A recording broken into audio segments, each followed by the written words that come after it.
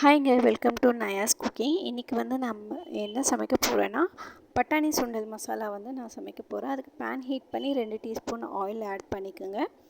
எந்த ஆயில் வேணாலும் நீங்கள் ஆட் பண்ணிக்கலாம். நான் சன்ஃப்ளவர் ஆயில் யூஸ் பண்ணியிருக்கேன். அப்புறம் 2 சாப்ட் ஆனியனை வந்து நீங்கள் வந்து இந்த மாதிரி ஆட் பண்ணி அதை வந்து டிரான்ஸ்பரண்ட் ஆகிற வரைக்கும் நீங்கள் வதக்கிக்கோங்க. அது வதங்கந்தோம் நீங்கள் ஜிஞ்சர் கார்லிக் பேஸ்ட் வந்து 1/2 டீஸ்பூன் ஆட் பண்ணி அதையும் நல்லா பச்சை வாசனை போகிற அளவுக்கு வதக்கிக்கோங்க. அதுக்கப்புறம் வந்து பார்த்திங்கன்னா நீங்கள் 2 மீடியம் சைஸ் டொமேட்டோவை வந்து நல்லா அரைச்சி இந்த மாதிரி பியூரி அதையும் ஆட் பண்ணி அதையும் சேர்த்து நல்லா வதக்கிக்கோங்க. வதக்கினதுக்கப்புறம் பார்த்திங்கன்னா இதுக்கு தேவையான மசாலா நான் என்ன ஆட் பண்ணியிருக்கேன்னா, கரம் மசாலா, சிக்கன் மசாலா, ஒரு 1/4 டீஸ்பூன் ஜீரகத்தூள், 1/4 டீஸ்பூன் மஞ்சத்தூள், அப்புறம் வந்து 1/2 டீஸ்பூன் சில்லி பவுடர், 1/2 டீஸ்பூன் தனியா பவுடர், இது எல்லாமே சேர்த்து நல்லா வதக்கிக்கோங்க. வதக்கிட்டதுக்கப்புறம் பார்த்திங்கன்னா இதை வந்து நீங்கள் க்ளோஸ் பண்ணி வச்சுடுங்க, கொஞ்சம் பச்சை வாசனையெல்லாம் போகிற அளவுக்கு.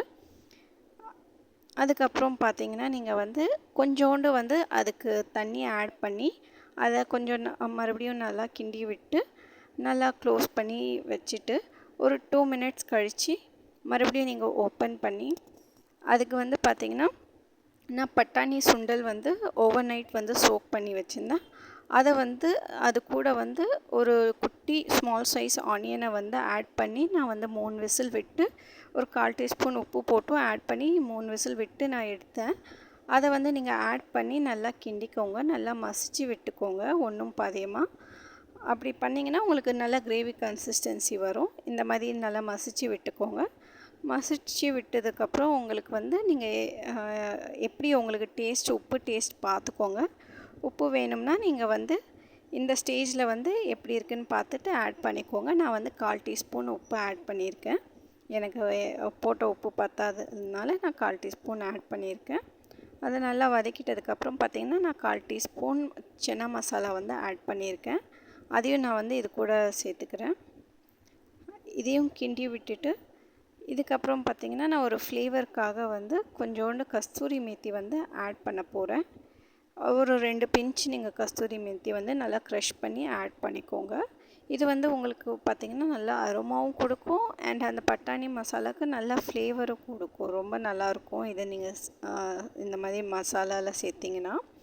அதுக்கப்புறம் பார்த்திங்கன்னா கொஞ்சோண்டு கொத்தமல்லியும் நான் ஆட் பண்ணுறேன்.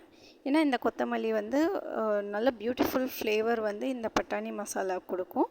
அதையும் நான் சேர்த்து கிண்டி விட்டுட்டு அதுக்கப்புறம் ஒரு பவுலில் ட்ரான்ஸ்ஃபர் பண்ணிவிட்டு இந்த கோதுமை தட்டையை வந்து நான் கோதுமை மாவு நல்லா கெட்டியாக பிசைஞ்சு ரவுண்டாக இந்த மாதிரி நீங்கள் எண்ணெயில் போட்டு பொரிச்சு எடுத்திங்கன்னா நல்லா கிறிஸ்பி ஆகிடும். அதை வந்து நீங்கள் வந்து இந்த மாதிரி மசாலாவில் மேலே ஆட் பண்ணிவிட்டு அதுக்கப்புறம் கார்னிஷ்காக நான் வந்து துருவின கேரட் வந்து கொஞ்சம் ஆட் பண்ணுறேன்.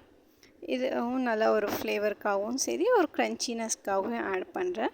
அதுக்கப்புறம் கொத்தமல்லி, அதுக்கப்புறம் உங்களுக்கு வந்து இன்னும் என்ன வேணும்னா நீங்கள் ஆனியன் ஆட் பண்ணிக்கலாம் அண்ட் லெமனும் ஆட் பண்ணிக்கலாம். அதுவும் நல்லா ஒரு பியூட்டிஃபுல் டேஸ்ட்டும் அண்ட் ஃப்ளேவரும் உங்களுக்கு கொடுக்கும்.